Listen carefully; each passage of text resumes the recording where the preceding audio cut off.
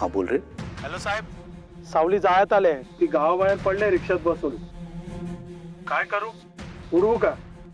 बेंडोक माणसा, तुला जे करायला सांगितले ते कर, कळलं काय? एक एक मिनिट, ती एकटी का कोणी आहे तिच्याबरोबर? नाही नाही, तिच्यासोबत गावातला एक माणूस पण आहे. गावातला माणूस आहे? नको, काय करू नकोस. पाठलाग कर फक्त. कुठे जाते, काय करते बघ. नंतर चान्स मिळाला, एकटी असेल तेव्हा गेम वाजव. मला अपडेट देत राहा, कळलं का? ठीक आहे साहेब, मी तिला नजरेतून सुटू देणार नाही. हे चल चल बस.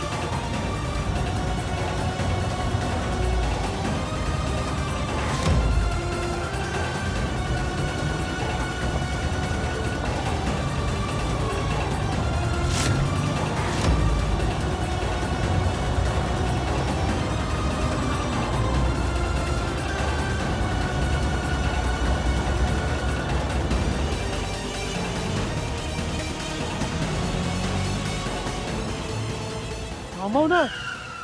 चल. मग साहेबांना फोन करीन काय?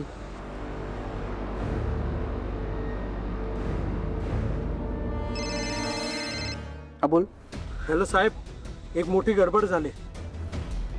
काय गडबड झाली? अहो साहेब, तो तुमचा भाऊ सारंग त्या बाबुळवाडीच्या दिशेने गेलाय.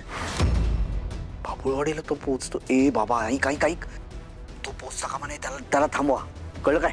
पण साहेब, त्या पोरीचं काय, त्या सावलीचं काय, तिचं काय करायचं? सोड रे तिला, सोड. ती फिरून फिरून तिथेच येणार आहे. माझा भाऊ बाबुळवाडीला पोचता कामा नये, कळतंय का तुला? नाही तर सगळं फसेल. ठीक आहे साहेब, पण त्याला अडवणार कसं? अरे स्वतःच डोकं लावणं मंद माणसा. ऐक ऐक, मी काय सांगतो ते ऐक.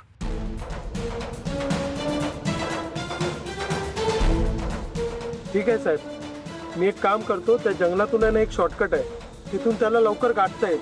हा, तेवढं तर कर, कळलं काय? तेवढं कर. हं? हे गाडी या बाजूला घे.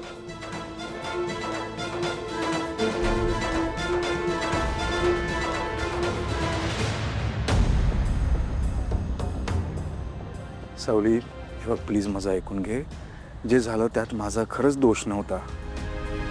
नाही नको, हे साधं वाटतंय जरा. सावली, तू मला असं सोडून जाणं मला सहनच नाही होणार. कालची चूक ही माझ्या आयुष्यातली सगळ्यात मोठी चूक होती. खरंच माफ कर मला प्लीज. नको, असं पण नको. मग काय करू, कसं बोलू आता, कसं म्हणू मी सावलीला?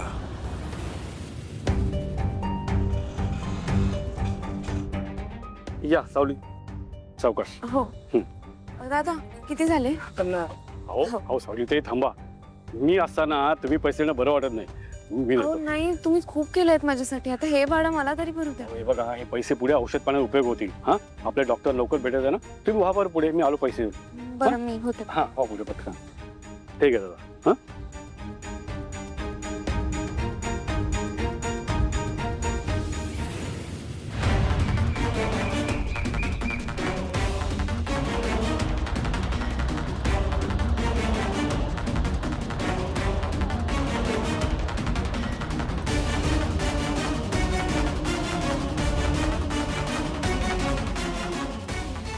यांचं काय आता मध्येच का गाडी थांबवली?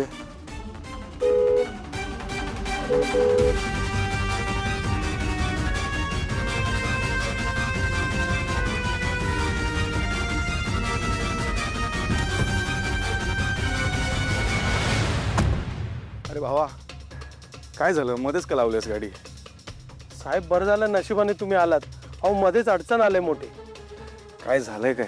अहो गाडी रिव्हर्स घेताना मध्येच बंद पडली आहे. ना गाडी पुढे जात आहे ना मागे जात आहे. काय करणार साहेब? एक काम कर, जरा बाजूला घे. मागून कोणी फास्ट आलं ना अपघात होईल उगाच. घे बाजूला घे. साहेब तुम्हाला कुठे जायचं आहे? मला इथेच जायचं आहे बाबूवाडीत. बाजूला घे ना जरा, घाई आहे मला. साहेब मला असं वाटतं ना की माझी बॅटरी बंद झाली.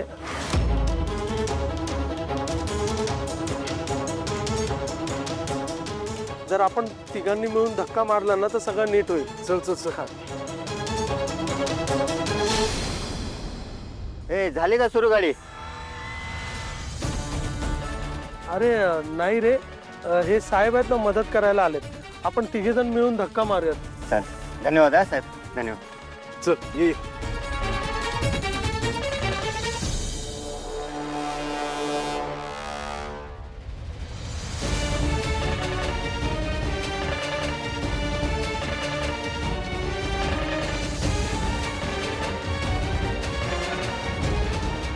झाले ना? धन्यवाद हा, धन्यवाद. चल चल चल.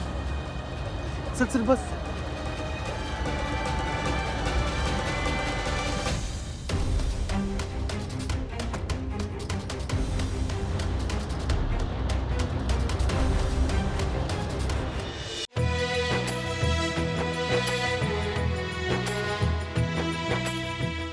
सरपंच साहेब, या बाबुळवाडीचा विठुराया नेहमी माझ्या हाकेला धावून येतो.